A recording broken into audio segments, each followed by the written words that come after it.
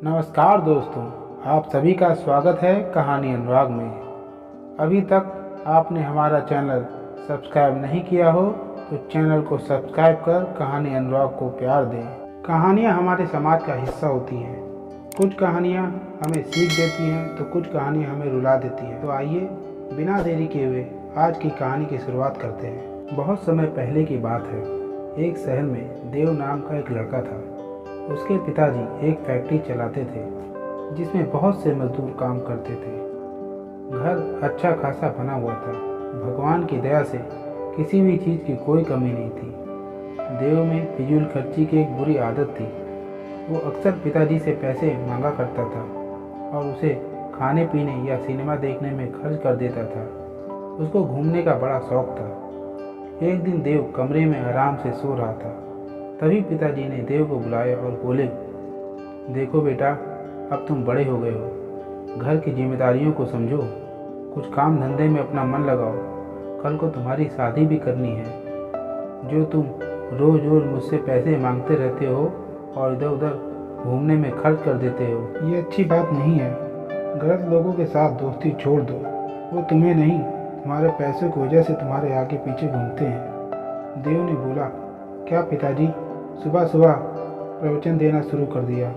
आखिर ये सब किसका है और कौन सा मैं आपसे 4-5 हज़ार रुपये मांग लेता हूँ। बाहर जाता हूँ तो पैसा तो खर्च होता ही है। कभी आपसे और कभी माँ से थोड़े ही रुपए तो मैं लेता हूँ।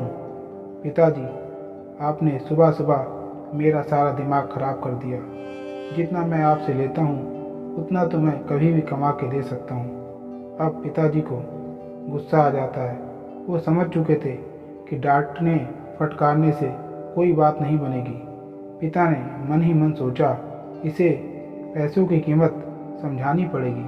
पिता ने बोला, ठीक है, कल से तुम्हें मैं क्या, कोई भी 1 रुपया भी नहीं देगा। अब देव ने बाहर घूमने के लिए अपनी माँ से पैसा मांगा तो माँ ने मना कर दिया। हालांकि दोस्तों ने कुछ दिन तो मदद की, लेकिन रोज रोज पैसा कौन दे। थक हार कर देव अपने पिताजी के पास जाता है और पिताजी से पैसा मांगता है। पिताजी बोलते हैं, यदि तुम्हें पैसा चाहिए तो काम करना पड़ेगा। जाओ और फैक्ट्री में उन मजदूरों के साथ काम करो। देव के पास काम करने के सिवा कोई चारा न था। उसने उन मजदूरों के साथ 1 माह काम किया तो देव को सैलरी के रूप में 1000 रुपये मिले। पिताजी ने कहा, ये पैसे तुम्हें अब 1 माह चलाना है।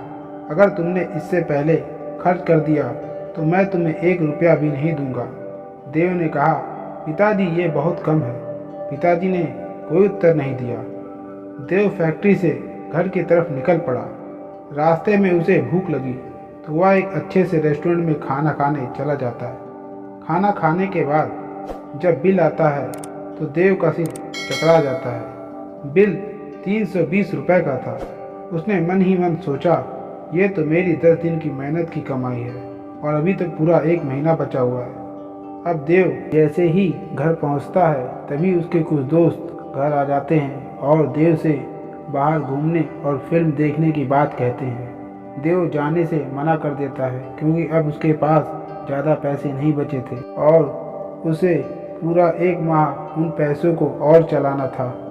अब देव एक एक रुपया बहुत समझदारी से खर्च कर रहा था, लेकिन देव का सारा पैसा जल्द ही खत्म हो गया। उसे एहसास हो रहा था कि ये पैसा उसने कितनी मेहनत के बाद कमाया था। पिताजी भी कितनी मेहनत से पैसा कमाते थे और मैं उन्हें बिना सोचे समझे उड़ा देता था। देव पिताजी के पास जाता है और कैसे कैसे उसने दिन काटे पूरी कहानी सुनाता है। पिताजी समझ चुके थे कि इसे पता चल चुका है कि पैसा कितनी मेहनत से कमाया जाता है। पिताजी आगे बढ़े और अपने बेटे को गले से लगा लिया और बोला, देखो बेटा, पैसा बहुत ही मेहनत से कमाया जाता है। जब तुम मेरी मेहनत का पैसा गलत कामों में खर्च करते थे तो मुझे बहुत दर्द होता था। आज वही दर्द तुम्हें महसूस हुआ। पैसा कभी भी फिजूल खर्ची में मत बर्बाद करना, चाहे तुमने कमाया हो या किसी और ने। देव अब पिताजी की पूरी बात समझ चुका था। देव ने पिताजी से अपने व्यवहार के लिए क्षमा मांगी और पिताजी को वचन दिया कि वह अब कभी भी पैसों की बर्बादी नहीं करेगा। पैसा हमेशा सोच समझ कर ही खर्च करेगा। दोस्तों, आशा करता हूँ कि ये कहानी आपको पसंद आई होगी। अगर ये कहानी आपको अच्छी लगी हो तो चैनल को सब्सक्राइब जरूर कर दें ताकि हमारी हर वीडियो की नोटिफिकेशन पहले आपको मिल सके।